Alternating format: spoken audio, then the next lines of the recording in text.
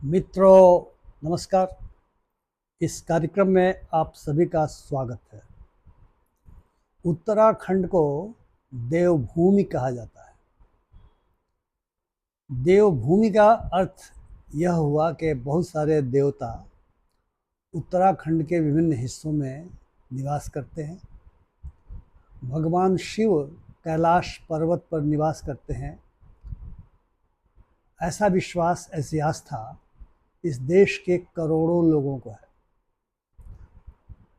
बद्री विशाल का मंदिर यानी बैद्यनाथ धाम, भगवान शिव का मंदिर केदारनाथ धाम, गंगोत्री जहाँ से माँ गंगा निकलती हैं, हम गंगा को माँ कहते हैं, पवित्र नदी कहते हैं।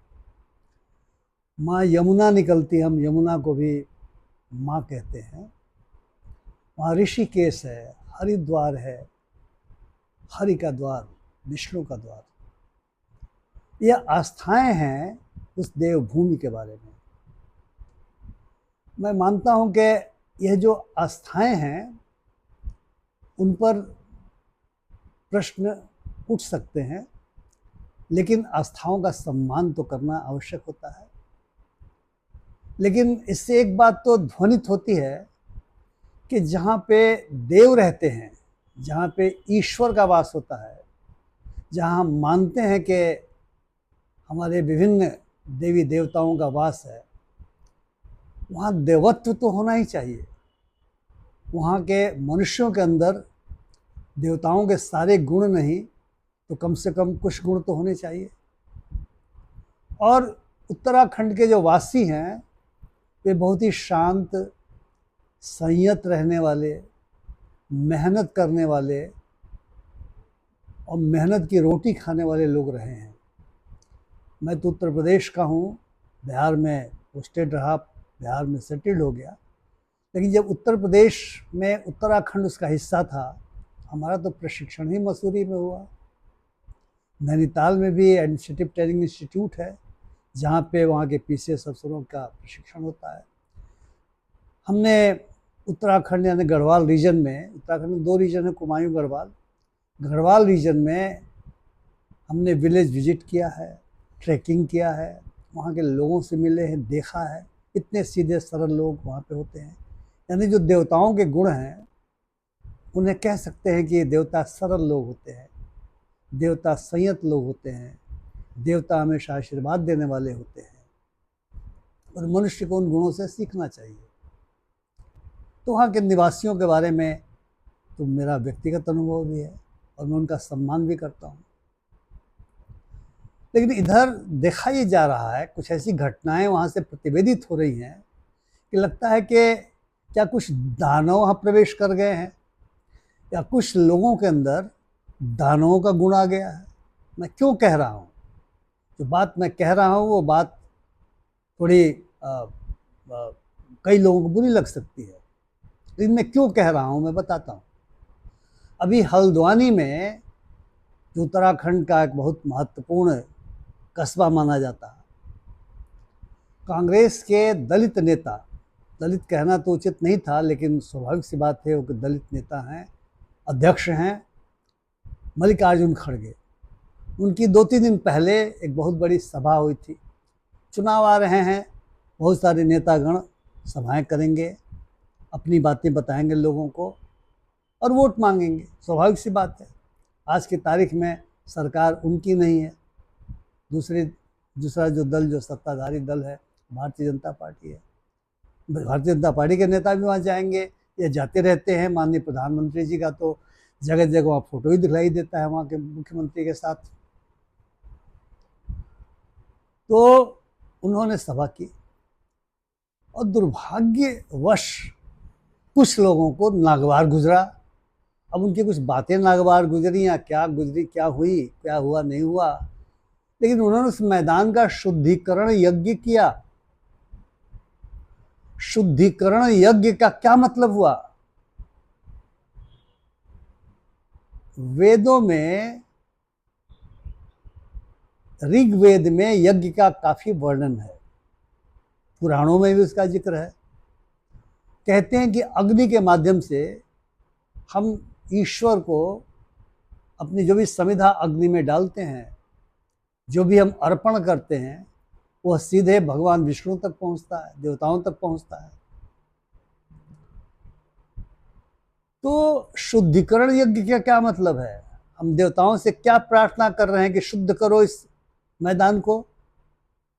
खड़गे जी ने राज्यसभा में बयान दिया कि इसलिए शुद्धिकरण यज्ञ अमुक पार्टी के लोगों ने किया क्योंकि मैं दलित हूं। यानी एक दलित ने उस हल्द्वानी के मैदान को अपवित्र कर दिया, ऐसा उनका मानना है। उन्होंने जिस पार्टी का नाम लिया उसका शासन दिल्ली में है, उत्तराखंड में है। राज्यसभा में ही जो सदन के नेता हैं नड्डा जी, उन्होंने कहा कि नहीं, हम सबके लिए ये दुख की बात है कि ऐसा हुआ, हम इसकी जांच कराएंगे, हमारी पार्टी इस तरह की चीज़ों में विश्वास नहीं करती। और माननीय सभापति महोदय ने जब कहा कि ठीक है आप जांच कराना चाहते हैं तो मसले का पटाक्षेप हो जाना चाहिए, तो खैर जांच होगी। लेकिन दुखद यह है कि दानवी प्रवृत्ति के लोग उस उत्तराखंड में, उस देवभूमि में कहाँ से प्रकट हो गए? क्या वे वहीं के रहने वाले हैं? अगर वहीं के रहने वाले हैं तो दानवी प्रवृत्ति उनके अंदर कहाँ से आ गई? फिर तो हम उत्तराखंड को देवभूमि कहने से भी हिचकेंगे। देश का संविधान अनटचेबिलिटी को नहीं मानता, चाहे अनटचेबिलिटी किसी भी आधार पर हो। और हम जानते हैं कि इस देश में सदियों से दलितों के साथ जो व्यवहार होता रहा है, जो भेदभाव होता रहा है, जो अस्पृश्यता होती रही है, उनको छूने से भी कुछ लोगों को लगता है कि पाप लग जाएगा। इस तरह के दुष्टों के खिलाफ संविधान ने अनटचेबिलिटी को उन्मूलित करने के लिए, ख़त्म करने के लिए प्रावधान किए। फंडामेंटल राइट्स भी इसको डाला गया, क्योंकि राइट इक्वलिटी है, तो सब बराबर हैं। क्योंकि किसी भी सभ्य देश में, चाहे वो देवभूमि हो चाहे नहीं हो, किसी भी सभ्य देश में जहाँ पे देवताओं पर आस्था हो चाहे नहीं हो, मनुष्य मनुष्य के बीच की समानता समाज को आगे बढ़ाने के लिए मनुष्यता ने खोजा है। एक वक्त हुआ करता था जब स्लेवरी का युग था। अब बहुत सारे देशों में पाएंगे, खास करके पश्चिमी देशों में, कि अफ्रीका से स्लेव्स को, गुलामों को जबरिया खरीद करके व्यापार होता था, ले जाया गया। पूरा कैरेबियाई जो द्वीप है, वेस्ट इंडीज जिसको हम कहते हैं, अफ्रीका के गुलाम ले जाए गए थे। उनके वंशज आज की तारीख में अमेरिका में, तो ब्लैक अमेरिकन जिनको हम कहते हैं या अफ्रीकन अमेरिकन कहते हैं, उनके पूर्वज कौन थे? वो गुलाम लोग थे। लेकिन दुनिया ने सीखा, रिवॉल्यूशंस हुए, क्रांतियां हुई, फ्रेटर्निटी की बात आई, इक्वलिटी की बात आई, लिबर्टी की बात आई। चाहे अमेरिकी रिवॉल्यूशन हो, चाहे मैग्ना कार्टा से शुरू हुआ था ब्रिटेन में, चाहे फ्रेंच रिवॉल्यूशन हो, चाहे दुनिया के तमाम उपनिवेशवादी देशों में उपनिवेशवाद के जुए को उठा के फेंक दिया, वहाँ की जनता ने। भारतवर्ष में भी जो फ्रीडम स्ट्रगल हुआ, उस फ्रीडम स्ट्रगल में मनुष्य के बराबरी की बात कही गई। इसलिए संविधान ने अनटचेबिलिटी को खत्म किया। लेकिन शुद्धिकरण का क्या मतलब होता है? यानी जगह अशुद्ध हो गई, किनके कारण अशुद्ध हो गई? ये सोचना तो गलत नहीं होगा कि खड़गे जी का ही नाम लिया गया। तो खड़गे जी की जगह कोई अन्य व्यक्ति होते जो उन जातियों के होते जिनका लोग पांव छूते हैं, तब तो आप शुद्धिकरण नहीं करते। लेकिन आपने शुद्धिकरण किया। मैं समझता हूँ कि राज्यसभा में इस पर जो चर्चा हुई है, उसके बाद उस सरकार ने जो वक्तव्य दिया है, उत्तराखंड की सरकार इसकी लीपापोती नहीं करेगी। और जिन लोगों ने भी इस तरह का घृणित कार्य किया है, संविधान विरोधी कार्य किया है, कानून विरोधी कार्य किया है, दानवों जैसा कार्य किया है, उनको सजा देने के लिए कोर्ट में उपस्थित करेंगी। लीपापोती इसलिए कह रहा हूँ कि आमतौर से अगर उनके दल के लोग होंगे तो दानवीय प्रवृत्ति को भी वो मानवीय प्रवृत्ति मानते हुए मुझे क्षमा कर देंगे। घटना घटी थी। अब जानते हैं कि एक मुस्लिम दुकानदार पर कुछ लोग जो अपने को सनातनी कहते थे, उन्होंने उनकी दुकान को हटाने के लिए कि यहाँ से चले जाइए आप, उत्तराखंड के एक ज़िले में कोशिश किया। लेकिन एक नौजवान पहुँच गया, दीपक, और इस दीपक ने दीपक जैसा काम किया। उन बंद अंधेरे दिमाग वाले दानवों को, जिनके अंदर वही दानवी प्रवृत्ति पैदा हुई जो प्रवृत्ति हल्द्वानी में पैदा हुई है, उनके सामने खड़ा हो गया, चट्टान की तरह खड़ा हो गया, और उसने उस गरीब मुस्लिम दुकानदार को बचाया। नहीं पता कि सरकार ने इन दानवों के साथ क्या बर्ताव किया, लेकिन जरूर पता है कि उस शहर के तमाम दानवी प्रकृति वाले लोगों ने, जो पहले आया करते थे दीपक के जिम्नाजियम में, आना बंद कर दिया, और दीपक के सामने रोजी रोटी का संकट पैदा हुआ। लेकिन देश महान देश है, ये देश दानवों का देश नहीं है। इस देश में ऐसे लोग बसते हैं जो संविधान पर आस्था रखते हैं।